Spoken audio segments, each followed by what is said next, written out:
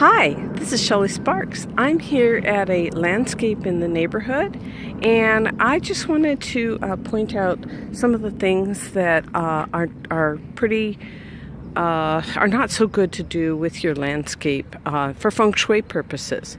First of all, you can see that there are plants that are overhanging the walkway. Plant should not take over more than you can see. This one's hanging over at least half of the walkway. You can have plants that are nestled against the walkway, but you don't want to impede your walkway to the front door.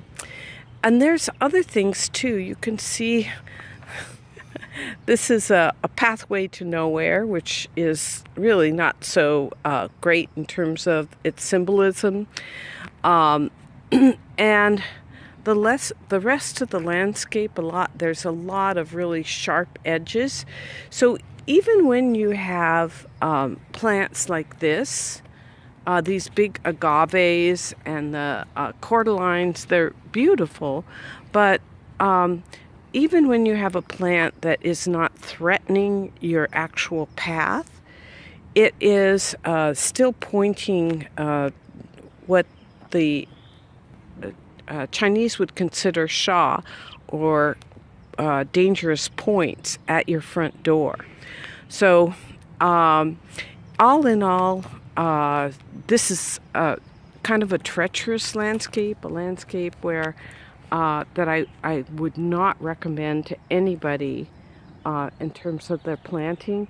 Even closer to the front door, you can see this crown of thorns, which I love because it's so colorful, but it also is just got tons of thorns. If you get caught on that, you're pretty stuck, and that's pretty close to that front door. Other than that, the landscape itself, if we're looking at the landscape itself, it's very dry looking. So there's a distinct absence of life form, life force in this area. This is Shelley Sparks.